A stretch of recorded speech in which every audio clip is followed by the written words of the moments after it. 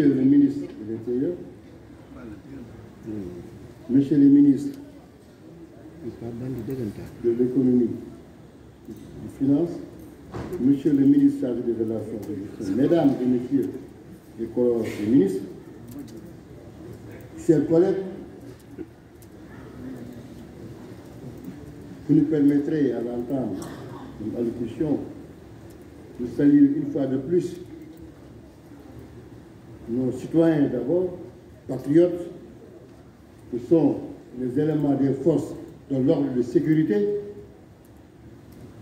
dont la compétence, l'engagement, l'expertise pour la défense des intérêts des citoyens, aussi bien pour leur intégrité physique,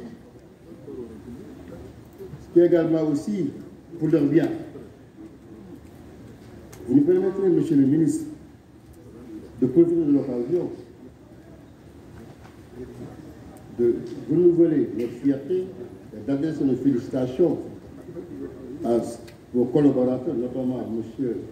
Seydou Bokarian, précisément directeur de la police judiciaire, qui vient d'être promu aux fonctions de directeur adjoint de la police nationale.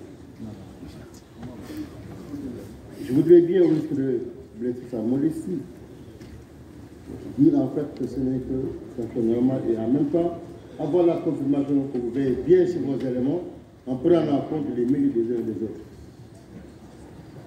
Monsieur le ministre, nous ne cesserons de le dire. Dans un État qui se respecte, si ceux qui ont la charge avec tous les risques de veiller à notre sécurité ne sont pas protégés, je crois que vraiment il y a danger. Nous doutons un seul instant que vous ferez votre préoccupation. Voilà des personnes qui ne consacrent rien à leur famille, au risque de leur vie.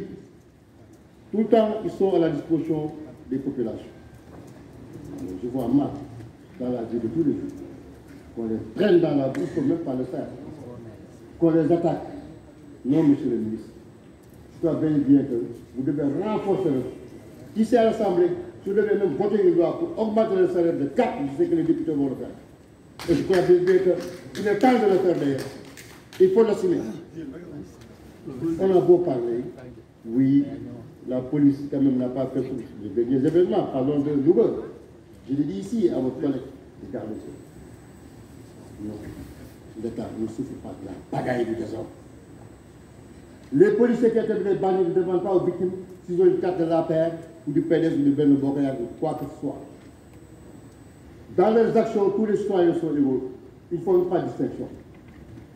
Il faudrait donner l'exemple, Monsieur le ministre. Ce qui s'est passé au Nigeria avec les djihadistes et tout ça, ça a commencé par ça. Non, ne désemparez pas. Il faudra la plus énergique des sanctions pour ces personnes, pour ces deux exemples. Ce n'est pas s'ils ont des avocats ici. Ben, ils sont libres de le proclamer. Ce qui s'est passé hier, il ne faut pas vraiment exagérer. Aux États-Unis, les gens ont franchi les grilles du palais, promenaient même dans les oblasts. Non, ce n'est pas la police qui a été utilisée. Non. Ça, c'est l'équipe phénomène. Mais par contre, chacun sera responsable de ses actes. Et nous attendons fermement ceux qui sont en train de pérorer. Oui, il n'y a pas de poids de mesure, ce n'est pas grave, non. N'ayez pas d'état d'âme, Monsieur le ministre. Je crois que vos éléments seront trois dans le box. Ceux qui, par contre, ont pris l'option des badauds, qui font quand même vraiment des libertés, le champ préalable quand même, pour mener quand même à l'oisiveté, c'est le droit le plus absolu. Mais ça se fera par défense de la sécurité des autres personnes. Ça, je crois qu'il faudrait bien que... Maintenant, pour les réseaux sociaux, parlons-en. Je ne voulais même pas en parler. Parce que moi, quand des personnes ont pris l'option d'être des anonymes, peut-être de naissance, et de le libre pour la sécurité, franchement, c'est pas mais par contre, je crois qu'il serait bien quand même que les réquisitions là sont à tête, ça fasse plutôt pour attraper ces gens et les amener quand même vraiment dans la zone où ils sont. Je vous remercie, chers collègues. La parole est à notre collègue Jean-Baptiste.